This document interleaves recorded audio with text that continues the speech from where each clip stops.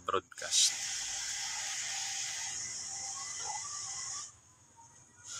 Good morning po. Good morning po. Salamat po sa Diyos, sa Panginoon at sa Espiritu Santo na tayo makapag-live muli. Ngayon, welcome po to my channel. To my English speaking subscribers or followers, welcome po. Welcome. Welcome aboard. And to my new subscribers and or followers, welcome aboard. And I hope my channel, my effort, our effort will not be in vain. God bless po sa inyong lahat. At isa pong maulang araw ngayon dito sa Pilipinas, dito sa amin. At update ko lang po, yung motor ko pala, nagpalit ako ng timing chain. Abay, malaking bagay ho talaga na may kakilala kang mekaniko na tapat po. Isa po siyang honest at tapat. At magaling po talaga gumawa. Talagang napansin niya yung timing chain nung pina-tune up ko yung motor. Sabi niya, kailangan palitan yung timing chain. Ngayon, dahil sa alam ko mahal kasi sa kasa yung yung timing chain, naghanap ako ng ibang source. Yun, nakamura naman ako. At yun, napalitan nga yung motor ko. Kaso lang yung alalay ng mekaniko, nung dinrain namin yung langis ng motor, abay, nung ibinalik, hindi na ilagay yung plug. Kaya natapon yung langis. Gumastos patuloy ako ng langis, pero at least okay lang. Nang hinayang naman sana ako ng langis kasi wala pa sa 200 kilometers or 200 kilometers pa lang yung gamit. At natapon, nasayang. Ang mahalo ng langis Lalo na yung Honda oil, mahal sa akin lang, sa loob-loob ko, dahil sa nangyari, tinanggap ko na lang dahil worth naman kahit natapon, hindi naman sinasadya. Ngayon, maayos na yung motor. Talagang tunog bago na siya. Talagang nakakatuwa naman. Lalo na yung mekaniko, natuwa rin siya dahil siyempre nakakatulong siya at ilang taon niya na ho akong customer. Nung dati medyo nakakaluwag pa ako sa pera, binabayaran ko ho siya. Sinisingil niya ako minsan ng singil, ang ginagawa ko, dinodoble at may kalahati pa. Ibig sabihin, dinadagdagan ko yung bayad sa kanya. Minsan may nabili akong stator ng motor kasi bala ko palitan yung stator ng motor ko dahil sabi ko yung karga ng sa battery mahina o minsan hindi ko makarga. Sabi ko baka yung problema stator. Nung binuksan namin yung stator na ipapalit ko, sabi niya, ipapalitan mo ba sir? Kuya, sabi niya ganyan. Mas malinis pa yung stator mo. Sabi ko wag na lang, wag na. Tapos sabi ko sa kanya, sige sayo na yung stator na yan kasi wala naman akong paggagamitan na. Ang tuwa naman yung tao kasi ang mahalo ng stator ng motor. Sabi niya, magkano bili mo niyan? Sabi ko, 400 pesos bili ko niyan sa stator. Yung second hand lang naman binili ko. Kasi alam ko sa kasa, ang mahal kasi ng brand new ngayon, tuwang-tuwa naman siya. Kaso nga lang, yung maalala ko pala, yung shop niya rito, nasunog. Yun. Ang tagal ho siyang nawala.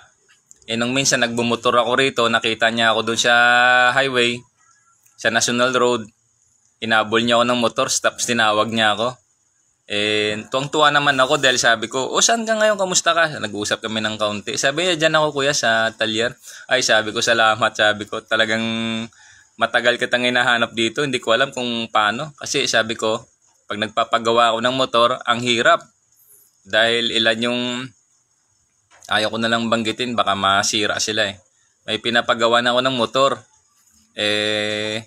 Ang nangyari, hindi maganda yung pagkagawa. Yun nga, sinutune up, makalipas siguro mga 1 buwan, 2 buwan, babalik ka naman. Itong tao na ito, magaling ho. Mantakin mo, sinune up niya yung motor ko, siguro mga 2 taon na, bago pa niya na-tune up ulit. Ganun ho siya kagaling, ganun ho kaigi. Hindi na nga siya gumamit ng tinatawag na yung filler gauge. Hindi na siya gumamit ng filler gauge. Kasi kabisado niya naman, tansyado niya na yun, magaling talaga.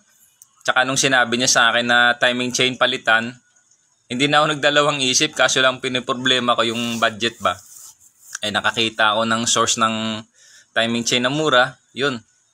Nakabili ako at yun, napagawa ko na. At yun na, maayos na yung takbo ng motor. Talaga namang nakakatuwa.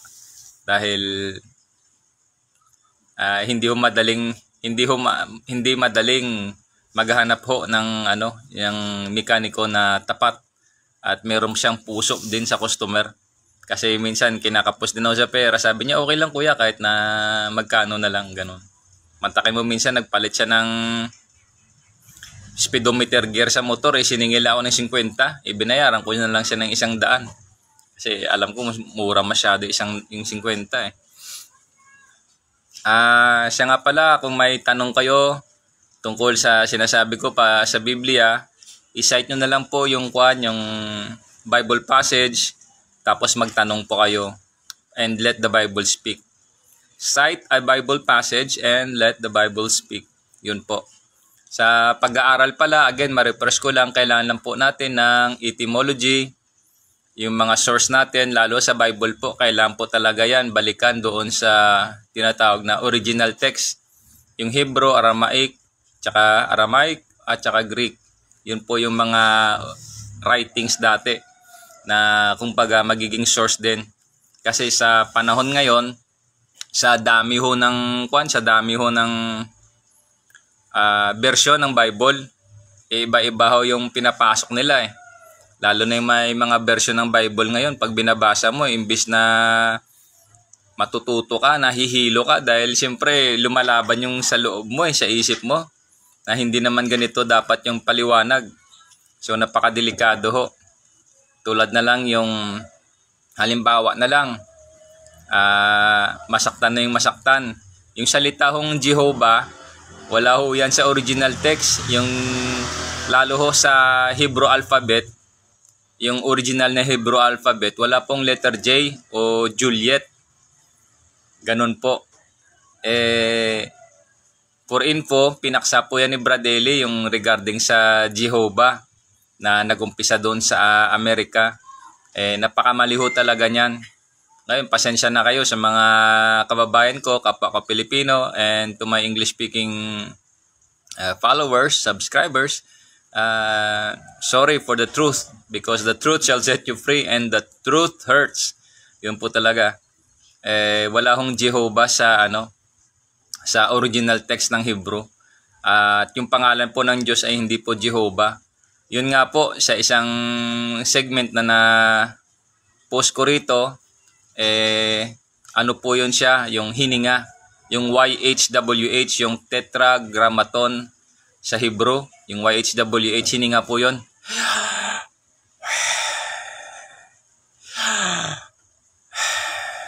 Hindi po siya binibigkas ng dila. Actually, meron pa po yan, yung paano siya bigkasin.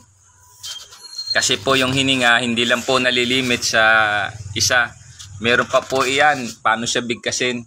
Ayaw ko na lang sabihin, sakaling, kasi may tinatanong ako dun sa isang, yata yun, in-check ba yun na speaker.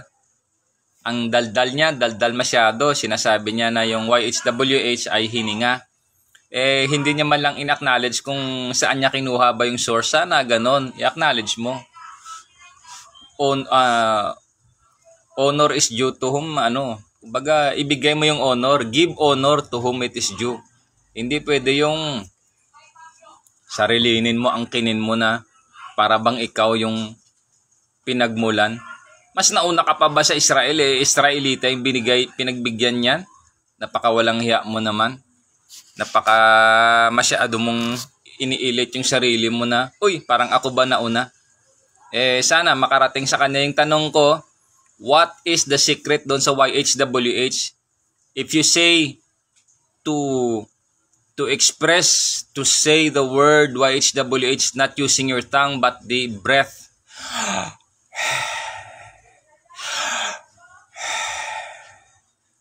If that is so, then question, what is the secret in YHWH? Again, tamaan ka man. Masyado kang mayabang, hindi mo ina-acknowledge kung kanino mo kinuha. Nauna ho sa Israel yan. May nauna pa ba sa Israel? Napakawalang hiya mo naman. Yung tinatawag nga doon yung Torah. Yun naman yung tinatawag nila na Pentateuch, kasi yung Pentateuch yung salitang 5, Pentagon, ganon. Genesis, Exodus, Leviticus, Numbers, Deuteronomy. Yan yung sinasabi na Pentateuch or the 5 books. Pero sa Israel ang tawag nila dyan, Torah. Isang aklat lang po iyan. May passage po yan sa Bible din. Binanggit na rin po iyan ni Brad Eli nung nag-aaral siya. Binasa niya po iyan. Ngayon, ang maalala ko nga pala, napunta tayo sa motor muna, tapos napunta sa Bible, tapos napunta kayo.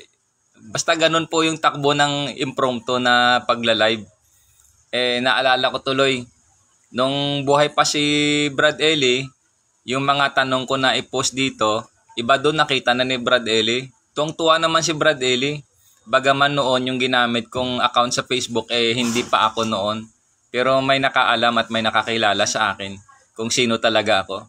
Isa doon yung nakakilala sa akin, yung Amerikano kong kaibigan, si Gregory Bacon. Yung nga lang yung malungkot na balita, namatay siya noong January 31, 2020. Si Brad Eli, nagpahinga na rin noong February 12, Philippine time yata yan 2021. Ngayon, may tanong kasi ako doon, liban pa sa tanong ko sa Bible. Ulitin ko na lang para sa lahat. Ang tanong ko noon, ano yung sikreto ni Jose Rizal at ano yung sikreto ni Brad Eli? Bakit alam ni Brad Eli yung sikreto ni Jose Rizal? Ano yung sikreto ni Brad Eli? Bakit alam ni Brad Eli ang sikreto ni Jose Rizal? Yan po. Masyadong sabihin ng iba, mataas masyado yung isip, mayabang. Hindi ho yabang yun. Sinabi ko ho iyon nung buhay pa si Brad Eli noon at alam ni Brad Eli yung tanong ko na yon. Kaso lang, hindi ko na pwedeng ulitin yon at kasi wala na si Brad Eli, nagpahinga na Ngayon, baka sabihin nyo, abang lingkod, ako isang hamak lang, baka tanungin nyo ako kung alam ko. Kaso wala na paano ko sabihin yon? Nagpahinga na si Brad Eli. Ngayon, kung gusto nyo na lang ganito, may tanong naman ako din sa Bible at may pa-premyo yan. Again, implant device at ideas. Tsaka yun, in addition, dinagdag ko yung 133,000 pesos. Kaso nga lang, wala pa akong cash. Pero pwede po yan. Hamon naman po iyan. At least masubok nyo sa panahon ngayon yung mga, kung gusto sinong-sino mang subukin ninyo. Okay po. Gaya nga ng sinabi ko dati, isang hindi ko makalimutan, napanood ko sa Facebook, yung isang AI ang sabi niya, siya ay Diyos. Yan. Sana kung Amerika, kung nandyan pa yung AI sa inyo na nagkiklaim na siya ay Diyos, abay willing ho ako, I'm willing to face that AI who claimed he is God. I'm willing to face him in a debate, willing to face that him ba yun? Ano siya, object yan siya hindi naman siya tao. Kung gusto niya ng debate, pwede yan. Isa lang ho akong hamak na tao. Pero ang sabi ng Panginoon sa Korinto, sa unang Korinto, ay pinili ng Diyos yung mga hinamak ng sanlibutan para mapawalang halaga yung mga bagay na mahalaga sa sanlibutan. Hindi naman